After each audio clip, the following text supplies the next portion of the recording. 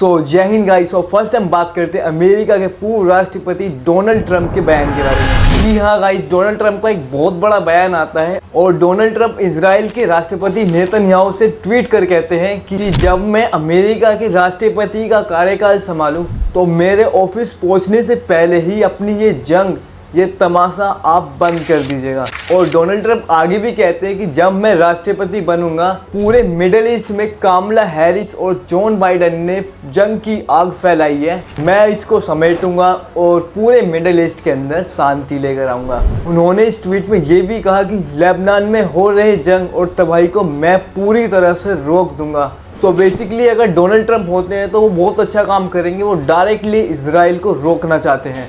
अब जितनी भी स्टेटमेंट डोनाल्ड ट्रंप दे रहे हैं इसका रीज़न क्या हो सकता है? रिसेंटली अमेरिका के अंदर जितने भी मुस्लिम समूह और जितने भी लोग हैं उन्होंने डोनाल्ड ट्रंप को अपना समर्थन दे दिया। हो सकता है ये रीज़न भी हो या और भी डोनाल्ड ट्रंप का अपना पर्सनल ओपिनियन हो। एंड वीडियो के अंदर ही स्पोकन पर्सन कहता है ही प्रोमिसेस पीस, ही प्रोमिसेस पीस।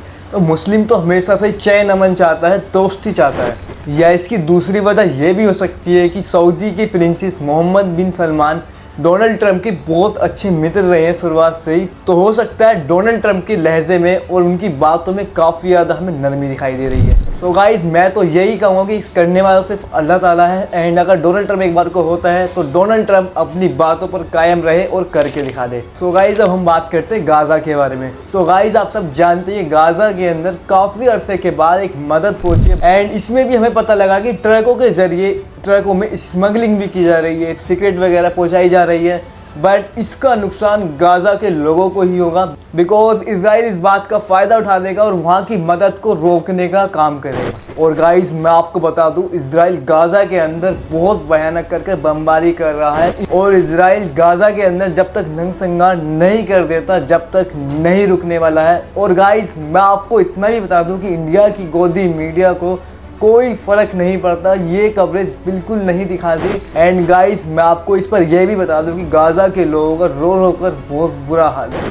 एक बार आप खुद से सोचिए, इजराइल रोजाना गाज़ा के अंदर 67 बच्चों को मार दे रहा है या घायल कर दे रहा है।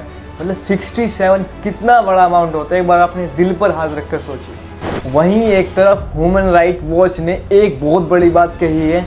ह्यूमन राइट वॉच का कहना यह है कि इजराइल लगातार गाज़ा के अंदर हॉस्पिटैलिटी स्टाफ और बच्चों पर बेतहाशा हमला कर रहा है। और ह्यूमन राइट वॉच ने इस पर इजराइल को चेतावनी भी दी है। वे कहते हैं कि आप इस हमले को तुरंत रोक दें। गाइज हम बात करते हैं बिगेस्ट इजरायली अपडेट के बारे में।